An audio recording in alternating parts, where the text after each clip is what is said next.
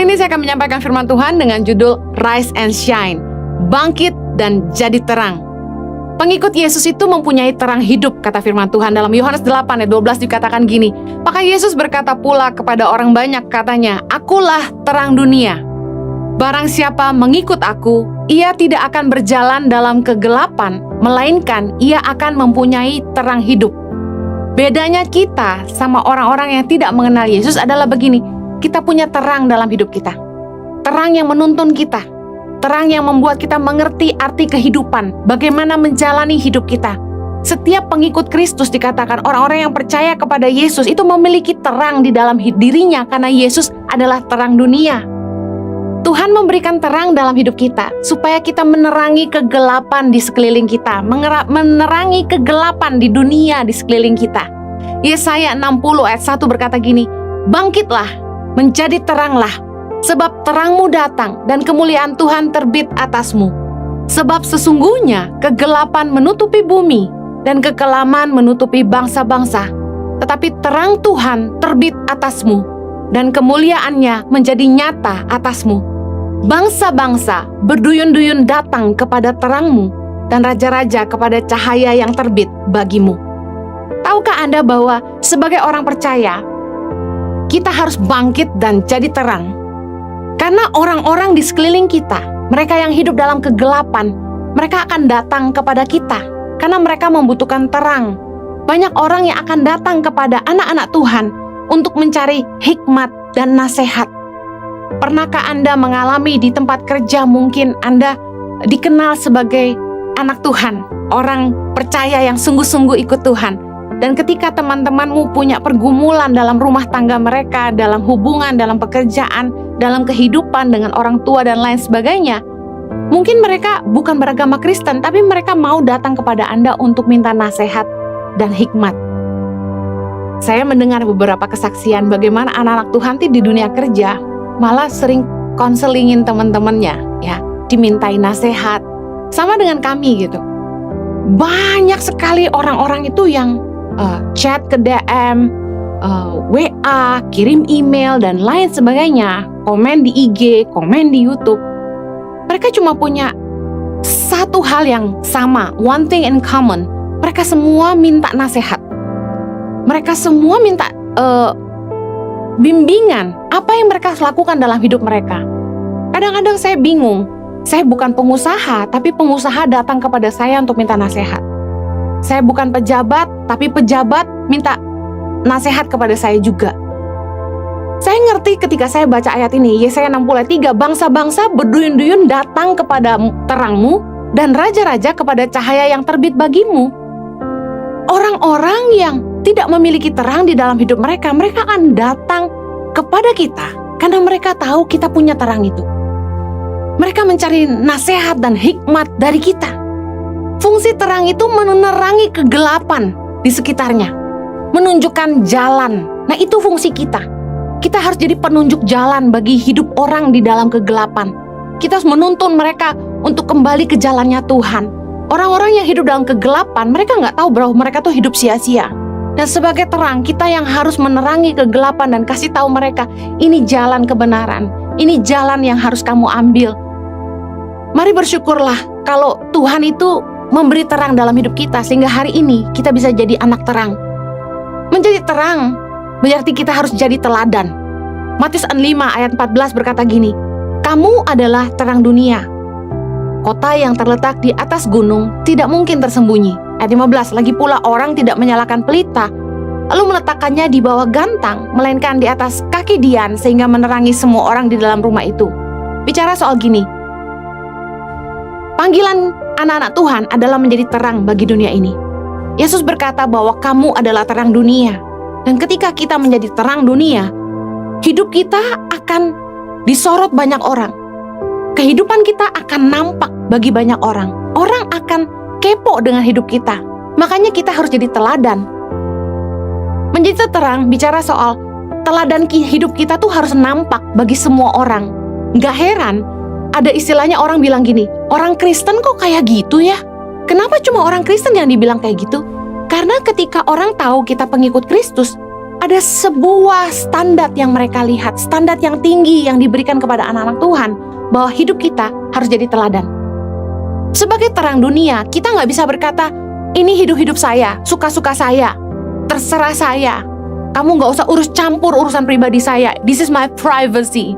Especially kalau Anda adalah seorang public figure, ketika Anda adalah seorang influencer, Anda punya tanggung jawab untuk memberikan teladan yang baik bagi masyarakat, bagi publik, orang-orang yang mengikuti Anda di Instagram, orang-orang yang mengagumi hidup Anda, orang-orang yang menjadi fans Anda, orang-orang yang sangat-sangat mendengarkan setiap kata-kata Anda. Karena Anda memberi pengaruh buat hidup banyak orang, Anda punya tanggung jawab yang besar untuk menjadi teladan bagi mereka. 1 Korintus 10 ayat 33 bilang gini, Rasul Paulus berkata, sama seperti aku juga berusaha menyenangkan hati semua orang dalam segala hal. Bukan untuk kepentingan diriku, tetapi untuk kepentingan orang banyak supaya mereka beroleh selamat. Bukannya saya ngajarin Anda untuk jadi orang munafik. Tapi sesungguhnya ketika kita menjadi pelayan Tuhan, ketika kita melayani, kita memberi diri untuk melayani pelayanan di gereja, ataupun Anda menjadi seorang pemimpin di sebuah perusahaan dan lain sebagainya, Anda menjadi pemimpin jemaat, komunitas dan lain sebagainya. Tiap orang harus punya tanggung jawab terhadap orang-orang yang mengikuti dia, orang-orang yang dipengaruhi oleh hidupnya. Gak boleh lagi kita bilang hidup terserah saya, karena ketika kita diikuti orang, ketika kita punya pengaruh atas hidup orang lain, mereka akan dengar apa kata kita. Teladan hidup kita akan diikuti oleh mereka. Amazing, waktu satu hari saya keriting rambut dan saya temukan banyak follower yang juga keriting rambutnya. Ketika saya datang melayani di sebuah gereja, ada ibu-ibu yang bilang gini, Ibu Henny, rambut kita sama. Sampai hal gunting rambut, model baju, cara berpakaian dan lain sebagainya, mereka bisa ikut kita. Makanya kata Rasul Paulus, kita harus berusaha menyenangkan hati semua orang dalam segala hal, bukan karena kita munafik, tapi karena kesadaran kita punya tanggung jawab atas hidup orang banyak. Kita bertanggung jawab ketika mereka lihat hidup kita harus jadi teladan bagi mereka. Dan kita nggak boleh sembarangan dengan hidup kita, karena kita harus memastikan mereka beroleh selamat. Jangan sampai hidup kita jadi batu sandungan, tapi hidup kita jadi teladan. Filipi 2 ayat 15 berkata gini, supaya kamu tiada beraib dan tiada bernoda, sebagai anak-anak Allah yang tidak bercela di tengah-tengah angkatan yang bengkok hatinya dan yang sesat ini, sehingga kamu bercahaya di antara mereka seperti bintang-bintang di dunia, sambil berpegang pada firman kehidupan, agar aku dapat bermegah pada hari Kristus bahwa aku tidak percuma berlomba dan tidak percuma bersusah-susah. Sebagai terang dunia, kita harus menjaga hidup kita sungguh-sungguh di dalam firman. Kita harus menjadi terang di tengah kegelapan. Dunia itu memakai cara-cara yang berlawanan dengan apa yang diajarkan oleh kebenaran firman Tuhan. Contohnya, apa yang haram menjadi halal, apa yang dosa dibilang budaya. Hal-hal yang dunia anut bertolak belakang dengan ajaran Tuhan. Dan bagaimana hidup kita harus jadi teladan adalah gini, dengan kita menghidupi firman Tuhan. Sehingga kita meletakkan sebuah standar kebenaran firman Tuhan yang dipertontonkan kepada dunia. Bukannya kita malah menjadi sama dengan dunia ini. Ketika terang hadir, dia harusnya membuat kegelapan menjadi sirna. Bukannya dia berubah jadi gelap dan menyatu dengan mereka. Fungsi terang dalam menerangi kegelapan. Dunia akan menuntut kita jadi teladan. Hidup kita harus jadi kesaksian yang memuliakan nama Tuhan. Jangan sampai malu-maluin nama Tuhan. Memalukan ketika kita ngaku kita orang Kristen, tapi hidup kita tidak jadi teladan. Kita tidak lebih baik dari orang lain. Bahwa ketika orang mencuri, kita ikut mencuri. Ketika orang menipu, kita ikut menipu. Ketika orang selingkuh, kita ikut selingkuh. Ketika orang berhutang, kita ikut berhutang. Ketika orang malas, kita ikut malas. Harusnya sebagai terang, kita menjadi standar yang tinggi. Kita menjadi teladan, kita jadi contoh. Bukannya merasa diri lebih benar dari orang lain, tapi menjadi terang. Kita punya tanggung jawab untuk menyatakan kemuliaan Tuhan dalam apa saja yang kita kerjakan. 2 Korintus 2 ayat 14 berkata gini, tetapi syukur bagi Allah yang dalam Kristus selalu membawa kami di jalan kemenangannya. Dengan perantaraan kami, Ia menyebarkan keharuman pengenalan akan Dia di mana-mana. Harusnya kita bawa keharuman pengenalan akan Kristus kemanapun kita pergi. Jangan sampai orang lihat kita, oh itu Kristen, ya nyolong, itu Kristen, selingkuh. Jangan sampai nama Tuhan dipermalukan. Matius 5 ayat 16 bilang gini, demikianlah hendaknya terangmu bercahaya di depan orang, supaya mereka melihat perbuatanmu yang baik dan memuliakan Bapamu yang di sorga. Ketika kelakuanmu buruk, nama Tuhan dipermalukan. Ketika engkau sungguh-sungguh hidup dengan kebenaran, nama Tuhan dipermuliakan. Sebagai terang dunia, kita harus memastikan hidup kita ini mempermuliakan Tuhan dalam apa saja dan di mana saja. Di rumah tangga, jadi teladan bagi pasangan kita. Jangan jadi munafik cuma baik di luar aja. Di keluarga, kita harus jadi teladan. Jangan cuma pinterin khotbahin orang tapi nggak ngurus keluarga sendiri.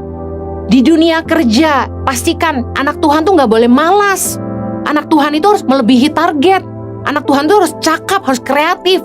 Jangan cuma makan gaji buta. Di dunia usaha, pastikan kita nggak nipu orang kayak orang-orang lain. Kebanyakan usaha itu hanya cari keuntungan diri sendiri, nggak mikirin kepentingan orang.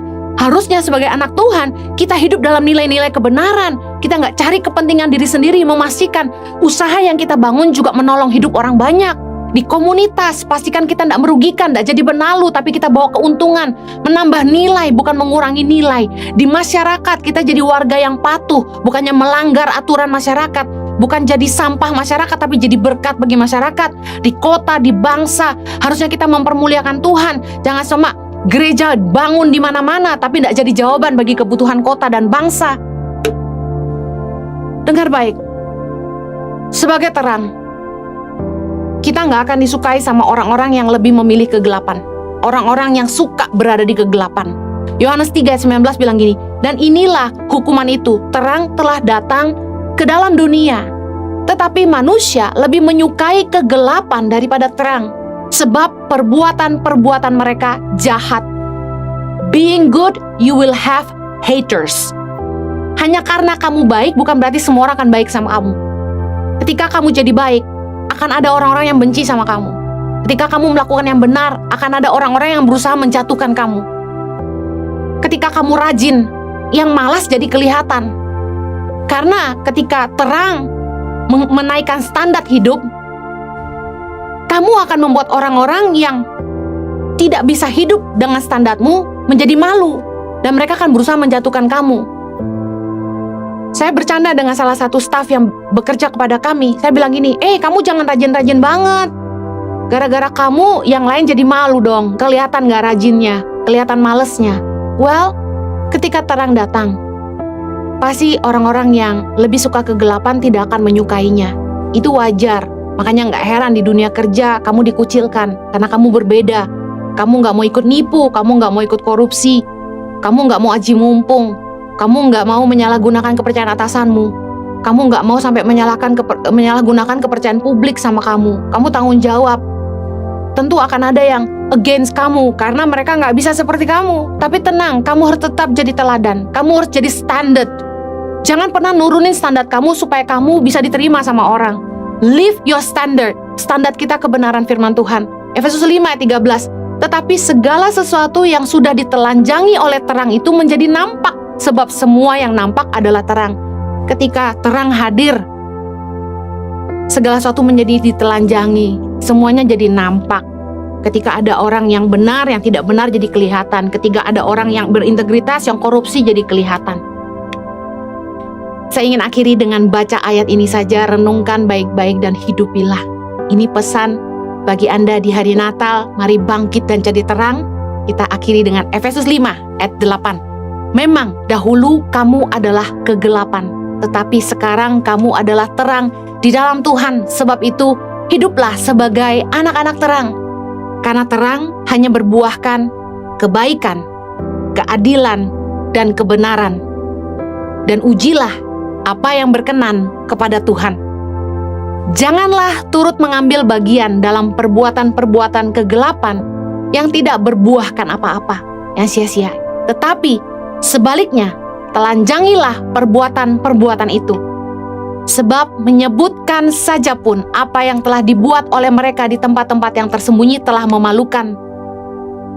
Kita baca ayat selanjutnya, Efesus 5 ayat 14. Itulah sebabnya dikatakan, Bangunlah, hai kamu yang tidur, dan bangkitlah dari antara orang mati, dan Kristus akan bercahaya atas kamu. Ayat 15. Karena itu, perhatikanlah dengan seksama bagaimana kamu hidup. Janganlah seperti orang bebal, tetapi seperti orang arif. Dan pergunakanlah waktu yang ada, karena hari-hari ini adalah jahat. Sebab itu, janganlah kamu bodoh, tetapi usahakanlah supaya kamu mengerti kehendak Tuhan. 3 ayat terakhir, ayat 18. Dan janganlah kamu mabuk oleh anggur, karena anggur menimbulkan hawa nafsu. Tapi hendaklah kamu penuh dengan roh, dan berkata-katalah seorang kepada yang lain dalam mazmur, kidung puji-pujian dan nyanyian rohani.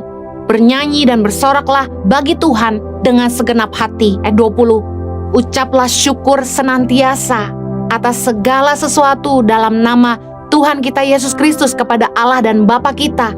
Dan rendahkanlah dirimu seorang kepada yang lain di dalam takut akan Kristus. Saya berdoa agar hidup setiap kita sungguh-sungguh diubahkan Tuhan. Mari bangkit dan jadi terang. Marilah biar terang Kristus bercahaya melalui hidupmu untuk hidup banyak orang. Akan banyak orang berduyun-duyun datang kepadamu untuk nasihat dan hikmat. Pastikan engkau hidup dalam kebenaran firman Tuhan. Jangan menyamakan diri dengan dunia, tapi terus hiduplah dalam terang kebenaran firman Tuhan. Jadilah berkat, mari kita berdoa. Bapa di sorga, terima kasih untuk kebenaran firman-Mu. Biarlah setiap kami boleh terus jadi terang bagi dunia ini. Mewarnai dunia ini Tuhan dengan kebenaran firman-Mu. Kami boleh meletakkan standar kebenaran bagi dunia. Hidup kami boleh berdampak buat hidup banyak orang. Jadi teladan, jadi kesaksian yang mempermuliakan Tuhan. Pakai anak-anak-Mu dimanapun mereka berada dalam dunia kerja, dalam keluarga, di masyarakat. Hidup mereka jadi kesaksian bagi nama Tuhan. Demi nama Yesus kami berdoa. Amen. Merry Christmas. God bless you.